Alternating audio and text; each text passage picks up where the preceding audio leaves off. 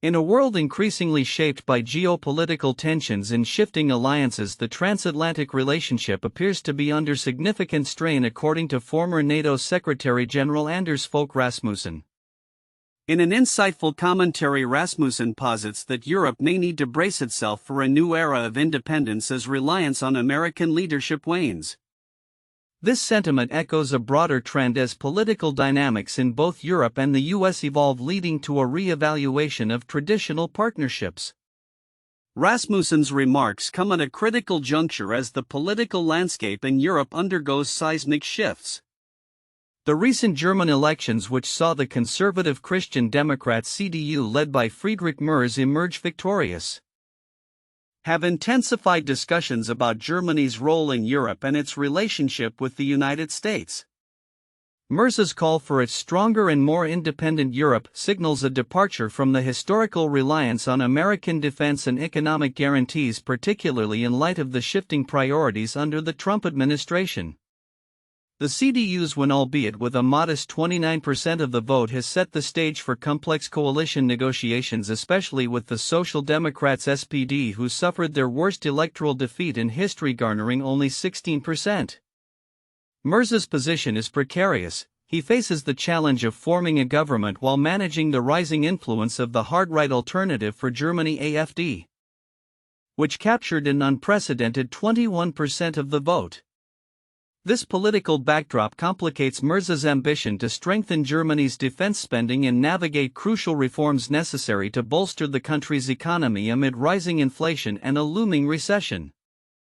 Rasmussen's warnings about a crumbling transatlantic bond resonate with the sentiments expressed by Merz, who has suggested the need for an independent European defense capability. He stated, "It is an absolute priority to strengthen Europe as quickly as possible so that we achieve independence from the US." This reflects a growing sentiment among European leaders who are increasingly wary of shifting American foreign policy, particularly under Trump, whose administration has often prioritized America first policies that could undermine collective security efforts in Europe. Amid these developments, the broader implications for NATO and European security are pronounced, with the Biden administration emphasizing a renewed commitment to alliances. The contrasting approach of Trump's potential return to power raises questions about the future of transatlantic unity. The urgency for Europe to enhance its defense capabilities has never been more pressing, especially as the war in Ukraine continues to challenge the existing security order. Furthermore, the economic landscape is shifting, with inflation concerns rising in the US and Europe. Recent data indicates that American inflation has surged, leading to warnings from economists about the risks of a downturn reminiscent of the inflationary crises of past decades. This economic uncertainty is further compounded by labor market dynamics, where fewer Americans are quitting jobs, indicating a shift in employee confidence and mobility, a trend that could have lasting implications for the global economy. As Europe grapples with its own economic challenges, the urgency for a cohesive and independent defense strategy becomes paramount. The outcomes of the German elections and the evolving political narratives across Europe suggest a pivotal moment for the continent. The path forward will require not only pragmatic coalition building but also a willingness to confront the realities of a changing global order without the steadfast support of the US. In conclusion, as the transatlantic relationship faces unprecedented challenges, European nations must reconsider their strategies and alliances, fostering a sense of independence while navigating a complex geopolitical landscape.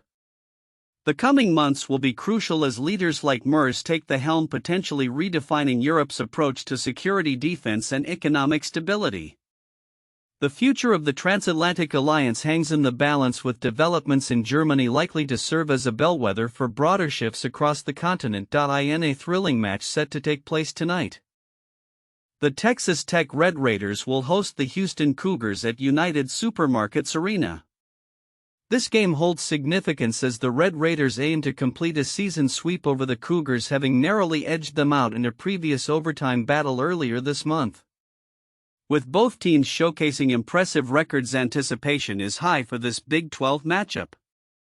The Red Raiders enter the game with a solid 21-6 record, including a strong 12-4 in conference play. Their recent performance has been commendable, highlighted by a decisive 73-51 victory over West Virginia. "We're feeling confident after that win," said head coach Mark Adams. "We're looking to build on that momentum against a tough opponent." On the other hand, the Cougars come into tonight's game with an even more impressive 23-4 overall record, boasting a remarkable 15-1 in the Big 12. Houston is on a 6-game winning streak, which has only bolstered their confidence.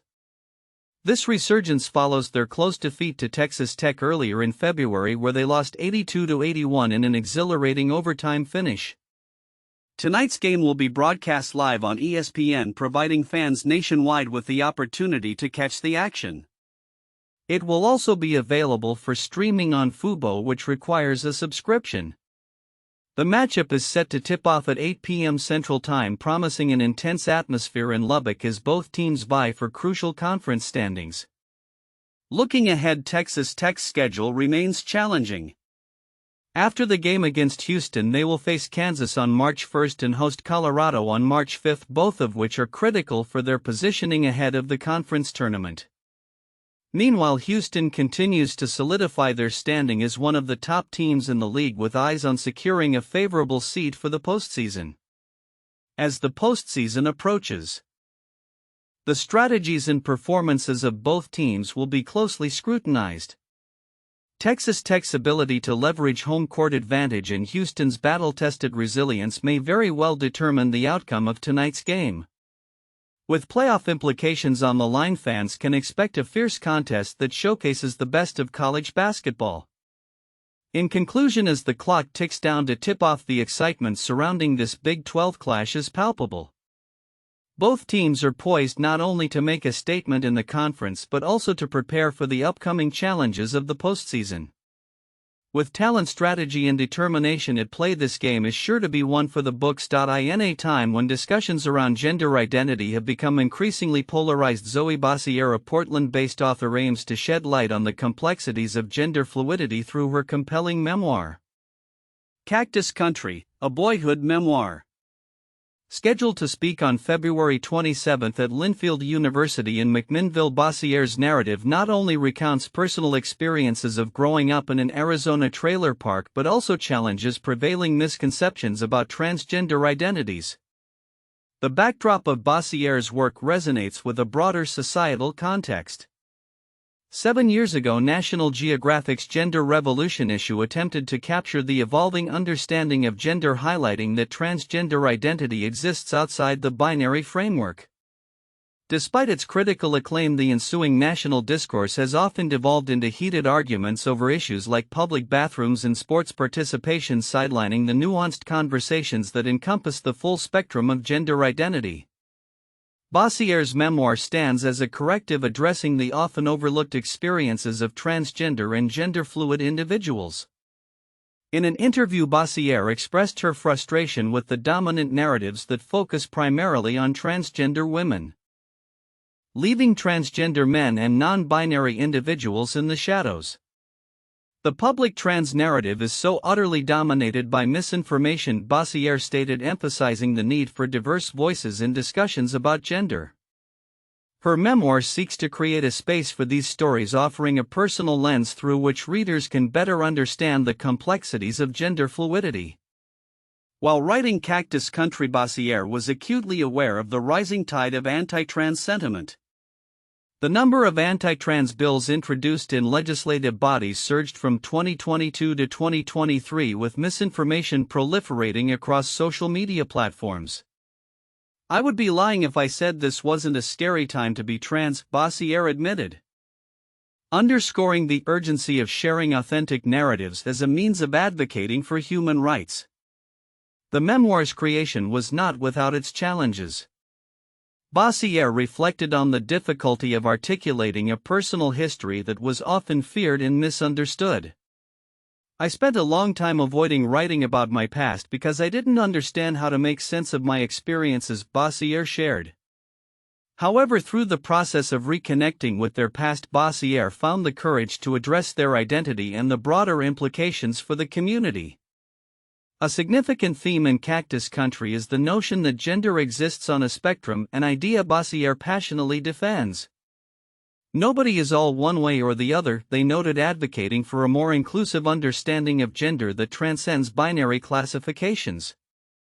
This perspective is particularly relevant in a climate where misconceptions lead to harmful stereotypes, such as the erroneous belief that transgender kids are non-existent or merely products of poor parenting. As Bossier prepares for her upcoming reading, their hope is that audiences will engage with the complexities of gender identity and the rich tapestry of experiences that shape individual lives. The memoir not only recounts personal struggles but also serves as an invitation for empathy and understanding in a time marked by division. Looking ahead, Bossier expresses a desire to explore new literary territories, particularly focusing on topics such as pregnancy, birth, and postpartum experiences.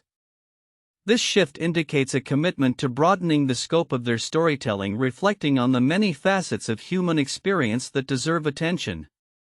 In a world where narratives are increasingly shaped by misinformation and fear, Bossier's work stands as a beacon of authenticity and resilience.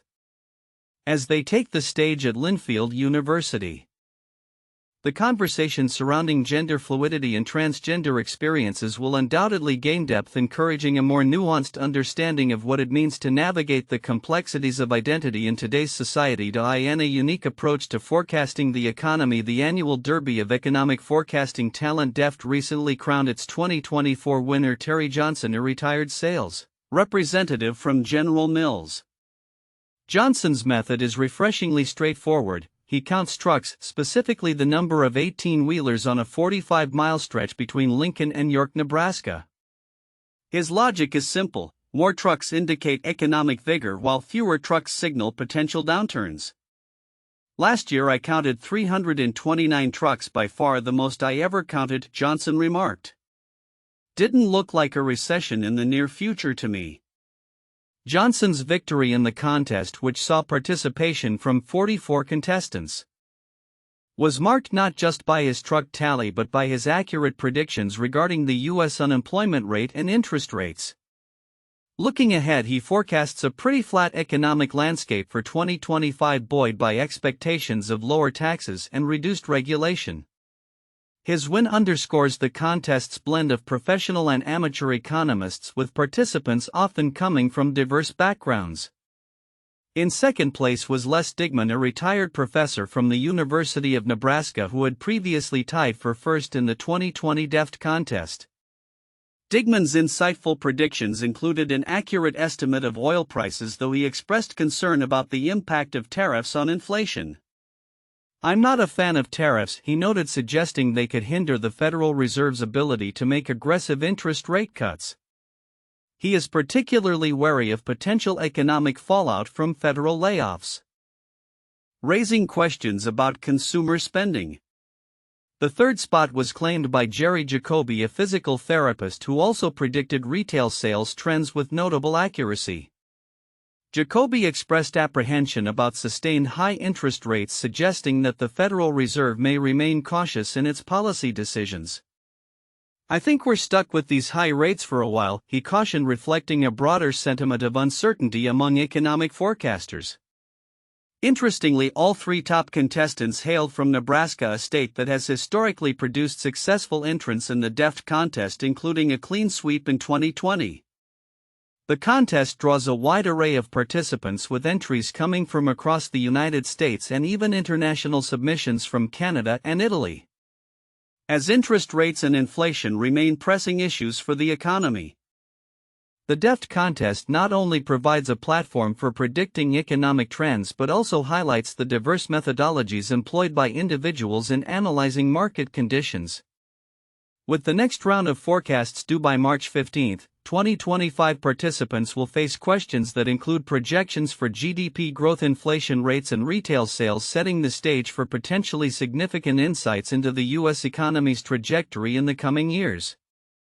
The DEFT contest serves as a reminder of the unpredictability of economic forecasting, where intuition, personal experience, and simple observations, like counting trucks, can sometimes yield more accurate predictions than complex algorithms. As the economic landscape evolves, it will be intriguing to see how these forecasts play out and what lessons can be learned from the successes and failures of both seasoned economists and enthusiastic amateurs. In a remarkable turn of events, IT management platform NinjaOne has successfully secured $500 million in funding, propelling its valuation to a staggering $5 billion. This latest round of financing was led by Capital G, Alphabet's independent investment fund, and Iconic Growth, signifying a substantial increase from the company's previous valuation of $1.9 billion during its Series C funding just a year prior. Founded by childhood friends Sal Sferlaza and Christopher Matarese, NinjaOne has emerged as a formidable player in the competitive realm of IT software solutions, particularly catering to managed service providers, MSPs, and in-house IT departments. Sferlaza and Matarese's business partnership traces back to their childhood days, where they first pooled their resources to purchase a board game. Fast forward 4 decades, their latest venture, NinjaOne, aims to revolutionize the way IT operations are managed. The duo's synergy is evident as they navigate the complexities of technology entrepreneurship, often finishing each other's thoughts in interviews, a testament to their long-standing friendship. The inception of NinjaOne stemmed from Sferlaza's experiences with MSPs, where he identified significant pain points due to outdated technology solutions. Observing that many tools available in the market seemed antiquated, he recognized the pressing need for a more modern approach to IT management. As the number of devices employees use continues to surge, encompassing everything from point-of-sale systems to IoT devices, the challenge of endpoint sprawl became increasingly prominent. This issue necessitated a comprehensive solution to manage software updates, security breaches, and lost files. NinjaOne's cloud-native platform addresses these challenges head-on, appealing not only to MSPs but also to large enterprises with notable clients such as NVIDIA, Lyft, and Porsche. While the endpoint management sector is crowded with established players like Microsoft and Kaseya, NinjaOne distinguishes itself by developing innovative products tailored to meet the evolving needs of its customers. Derek Zanuto, a general partner at Capital G, voiced his enthusiasm for NinjaOne's potential, likening the company to CrowdStrike, another high-profile investment. The Ninja team went to the grocery store with a shopping list of all fresh ingredients to make what they wanted to make, as Zanuto remarked, emphasizing the startup's fresh approach in a market filled with stale offerings. This new influx of funding will primarily support NinjaOne's strategic acquisition of Dropsuite, a company specializing in backup and data protection services. This move aligns with the startup's ambition to expand its product suite, positioning NinjaOne alongside industry leaders like Datadog and ServiceNow. Roy Luo, a general partner at Iconic, expressed confidence in NinjaOne's broad potential, stating, "NinjaOne is a business that has really broad potential and aspirations to be transformational in the IT arena. With a workforce now exceeding 1,500 employees, NinjaOne is poised for substantial growth and may soon enter the realm of IPO discussions." However, both Sferlaza and Matarese emphasized that their immediate focus remains on scaling the business and enhancing its offerings rather than pursuing a public listing. Reflecting on their journey, Matarese noted the satisfaction of seeing their joint efforts bear fruit, stating, "It's fun to see it come full circle." As NinjaOne continues to innovate and expand its influence in the IT management landscape, the tech community will be watching closely to see how this startup evolves and potentially reshapes the sector. With the backing of significant investors and a clear vision for the future, NinjaOne is well positioned to make a lasting impact in the industry. Recent studies have uncovered a promising link between yogurt consumption and a reduced risk of colorectal cancer, presenting a potential dietary intervention for millions worldwide. Published on February 24, 2025 by Bloomberg, this research highlights yogurt's role in promoting gut health, a crucial factor in cancer prevention strategies. The findings resonate amidst growing concerns regarding dietary choices and their impact on overall health.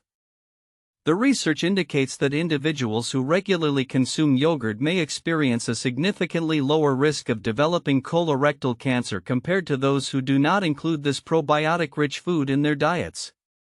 The study meticulously analyzed data from numerous health surveys and clinical trials, revealing that the beneficial bacteria found in yogurt could enhance gut microbiota diversity.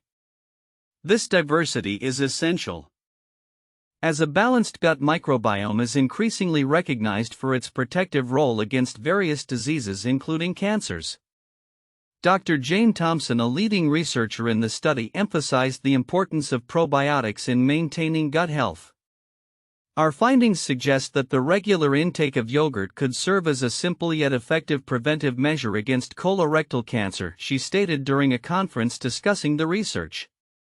The analysis showed that participants who consumed yogurt at least 3 times a week had a 30% reduced risk of colorectal cancer compared to their counterparts.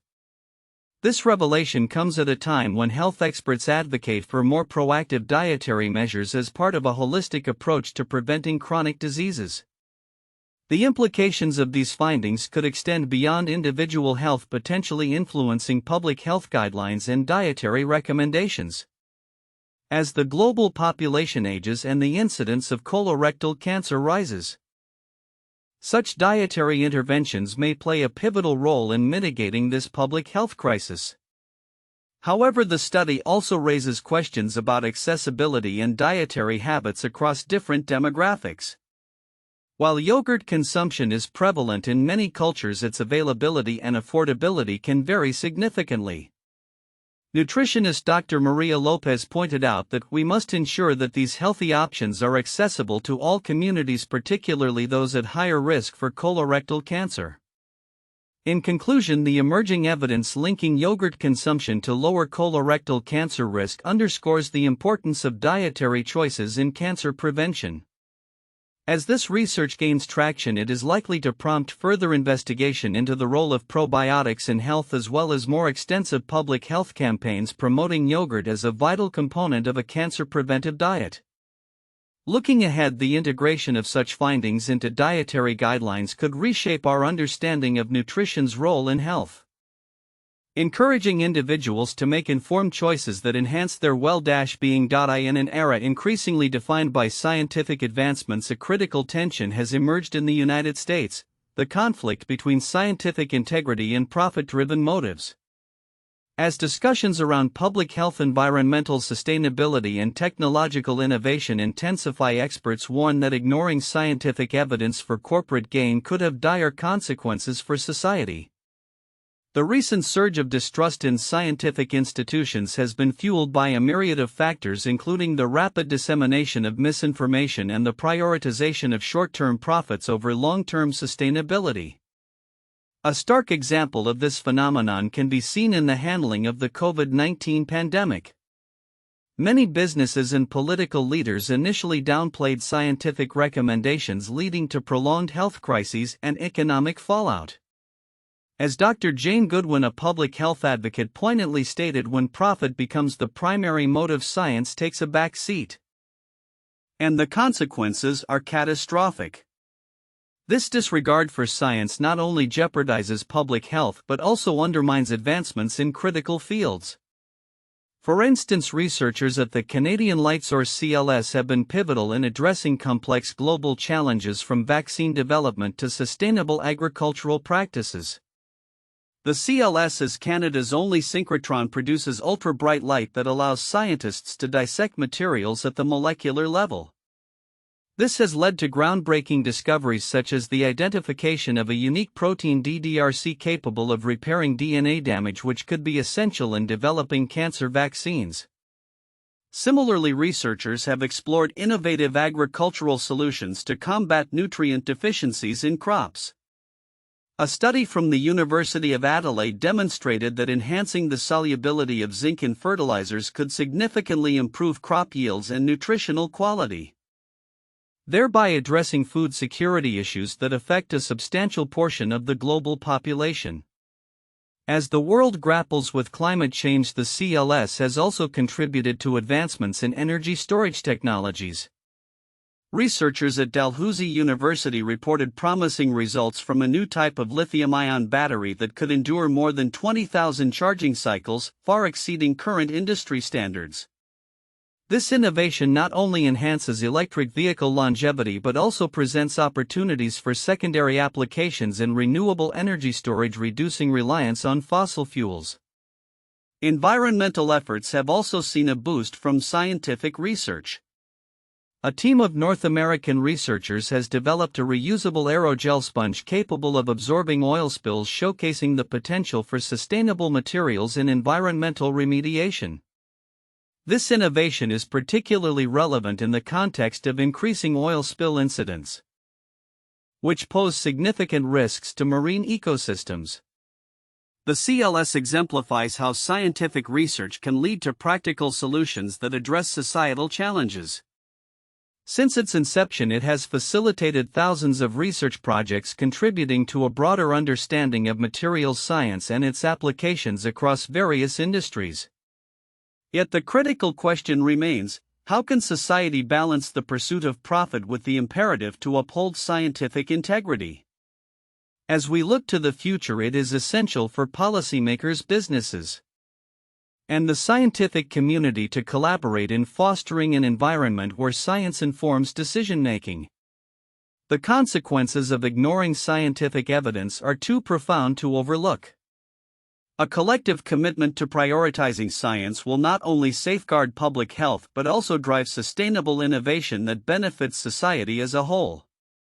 The path forward hinges on recognizing that the true cost of profit-driven neglect may ultimately outweigh any immediate financial gain. In a groundbreaking study published in the European Journal of Human Genetics, researchers have highlighted the significant prevalence of spinocerebellar ataxia type 36 SCA36 in South Korea.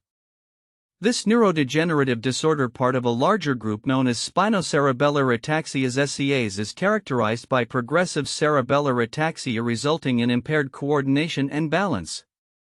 While certain SCA subtypes have been well documented in South Korean populations, the focus has largely been on the more common variants. This study sheds light on the often overlooked rarer forms, particularly SCA36, which has emerged as a noteworthy contributor to hereditary ataxia in the region. Utilizing advanced molecular techniques including long-read sequencing, LRS researchers analyzed a cohort of patients who had been undiagnosed after testing for common genetic ataxias such as SCA1, SCA2, and SCA3. The study examined a total of 78 patients from 67 families, revealing that 11.9% of these families carried the SCA36 mutation. In a separate unselected cohort of 99 ataxia patients, SCA36 was identified in 1% of cases. These findings are particularly striking, underscoring the potential for underdiagnosis of SCA36 due to the limitations of conventional diagnostic methods that focus primarily on more prevalent SCA types. The research team found that patients with SCA36 in South Korea exhibited clinical characteristics consistent with global reports, including a notable increase in hyperreflexia, a condition marked by an overactive or overresponsive reflex. This symptom was present in all Korean patients studied, contrasting with only a 56.3% incidence reported in international cohorts. The consistent haplotype of the expanded alleles found among these patients further supports the hypothesis of a founder effect, suggesting a shared genetic ancestry that may enhance the prevalence of SCA36 in this population. SCA36 is less commonly reported in other global populations, with prevalence rates ranging from 0.3% to 6.3%. The significantly higher rate observed in this study may be attributed to the exclusion of other common SCAs as well as the inclusion of patients with familial histories of ataxia. This highlights the importance of comprehensive genetic screening strategies that incorporate LRS, which can more reliably detect large repeat expansions that are often missed by traditional methods like Southern blotting. The implications of this research extend beyond mere statistics. The integration of LRS into routine diagnostic protocols could greatly enhance the identification of SCA36 in similar conditions, particularly in areas where its prevalence is underestimated. Moreover, the study calls for increased awareness among healthcare professionals regarding the clinical features of SCA36, which could lead to earlier diagnoses and improved patient management. As the scientific community continues to explore the genetic landscape of spinocerebellar ataxias, this research serves as a critical reminder of the diverse manifestations of these disorders across different populations. Future studies are warranted to further elucidate the genetic mechanisms underlying SCA36 and to explore potential therapeutic interventions. The findings may also pave the way for enhanced genetic counseling and support for families affected by this condition, ultimately contributing to better health outcomes for patients in South Korea and beyond. In the fast-paced world of startups, the mantra of making data-driven decisions has become increasingly popular among entrepreneurs. Recent research has illuminated the nuanced relationship between scientific decision-making and startup performance, particularly highlighting how the benefits of this approach can vary significantly depending on the maturity of a business model. This insight comes from a comprehensive study involving 261 startups across the United Kingdom, revealing fascinating contrasts in performance outcomes based on the stage of development of the enterprises. Conducted by researchers Chiara Spina and Elena Novelli, the study found that established startups leveraging scientific methods to fine-tune their operations experienced notable improvements in revenue. In contrast, early-stage startups grappling with fundamental questions about their business models often faced declines in economic performance when applying the same scientific rigor. The results suggest that while data-driven methodologies can enhance growth, their effectiveness is contingent upon the maturity of the startup's business model and the nature of the problems being addressed. The research involved a robust field experiment designed to train participating entrepreneurs in various decision-making frameworks, including the business model canvas and A/B testing. Participants were divided into two groups. One was encouraged to adopt a scientific approach to decision-making while the other received standard training.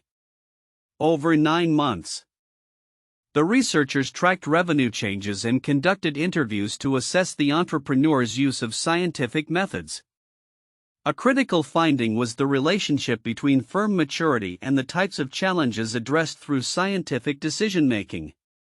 Mature startups typically employed scientific methods to optimize existing strategies, whereas early-stage ventures used these frameworks to confront existential questions about their value propositions. For instance, a founder of a mature company that sold memory cards highlighted their success in refining product descriptions to enhance customer conversions, resulting in a 10% profit increase.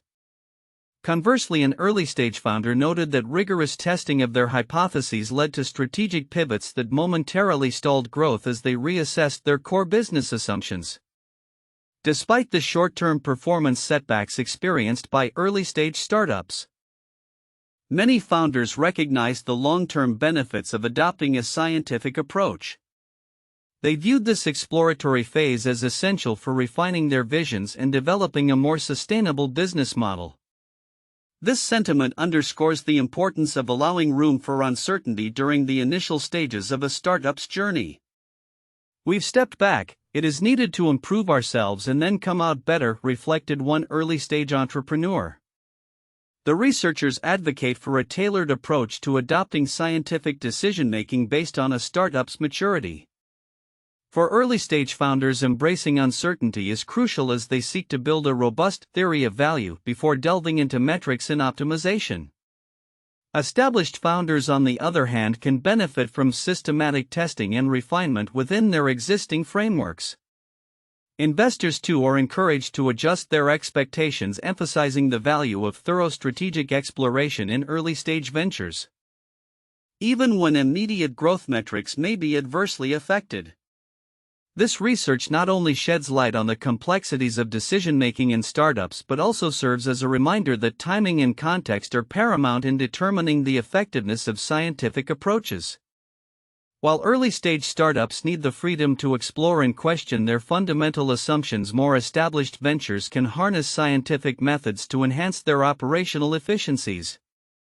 Ultimately, successful founders must navigate this delicate balance, understanding when to step back for strategic reassessment and when to apply rigorous testing to optimize their existing strategies. As the startup landscape continues to evolve, the implications of this research will likely resonate with entrepreneurs, investors, and business leaders alike, prompting a re-evaluation of how decision-making frameworks are applied across different stages of development.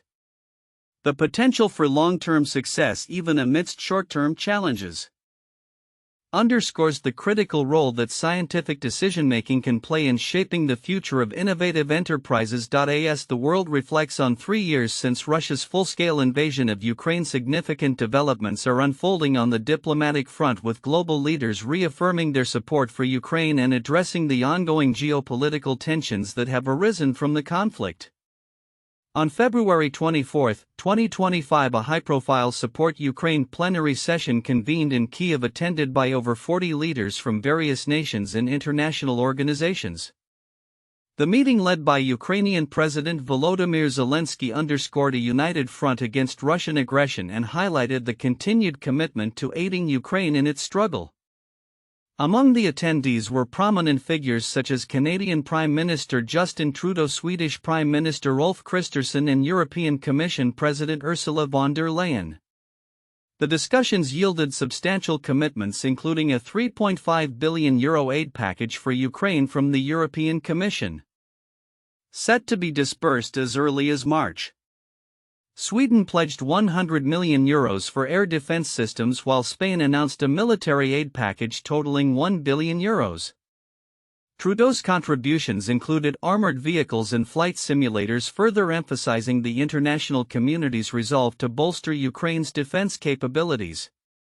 The significance of this meeting extends beyond immediate aid. It reflects a broader strategy to counteract the ongoing threat posed by Russia, which has not only invaded Ukraine but has also forged military alliances with countries like Iran.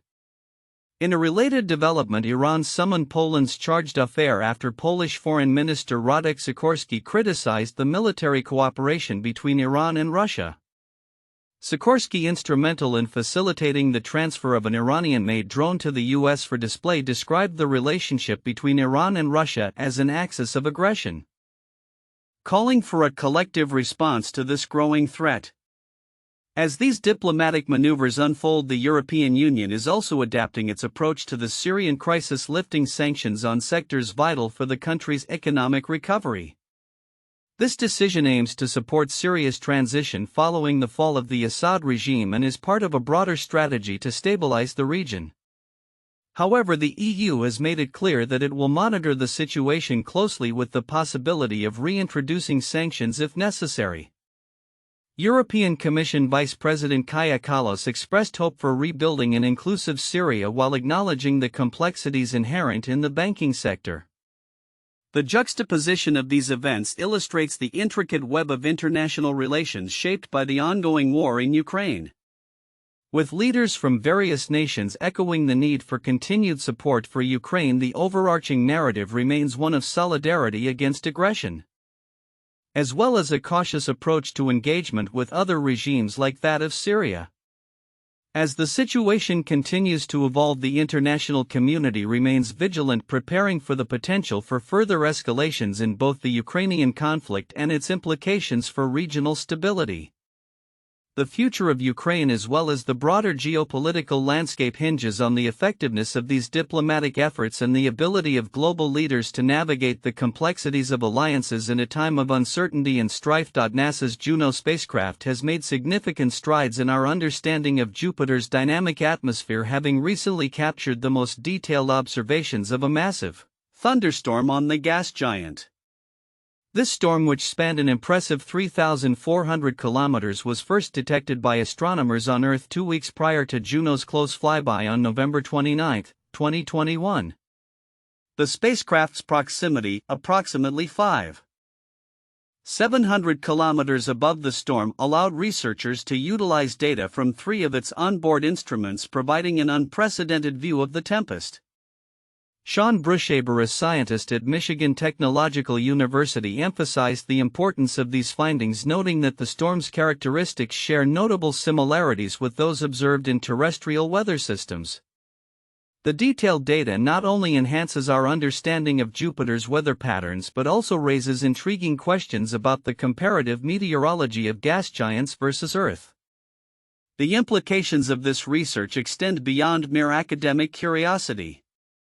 By studying Jupiter's thunderstorms, scientists hope to gain insights into the fundamental processes that govern weather across different planetary bodies, potentially informing our understanding of exoplanets with similar atmospheric conditions. As Juno continues its mission, the data collected is expected to reveal more about the complexities of Jupiter's atmosphere, paving the way for future explorations of gas giants throughout the universe. In a different yet equally fascinating scientific discovery, researchers have unveiled the oldest evidence of human transportation vehicles dating back approximately 22,000 years. Found in White Sands National Park, New Mexico, these ancient tracks and drag marks were likely created by early humans using a simple form of transport known as a travois. This primitive vehicle consists of long pieces of wood used to carry goods and is akin to a wheelbarrow without wheels. Matthew Bennett of Bournemouth University, a key member of the research team, remarked on the significance of the find, stating, "There's nothing this old," referring to the absence of earlier evidence for such transportation methods. The discovery challenges existing narratives about the peopling of the Americas, suggesting that humans may have migrated across the continent much earlier than previously believed, possibly even 33,000 years ago. These findings not only enhance our understanding of early human innovation but also suggest that similar tracks may exist worldwide, waiting to be recognized and studied. The implications for understanding prehistoric life and migration patterns are profound, potentially reshaping our comprehension of human history. In another striking example of social behavior in the animal kingdom, recent research has shown that mice exhibit altruistic tendencies by attempting to revive unconscious companions. Published in the journal Science, this study detailed how helper mice engage in behaviors reminiscent of first aid when familiar mice lose consciousness. They were observed licking and pulling the tongues of their unconscious counterparts, actions that bear a striking resemblance to human resuscitation techniques.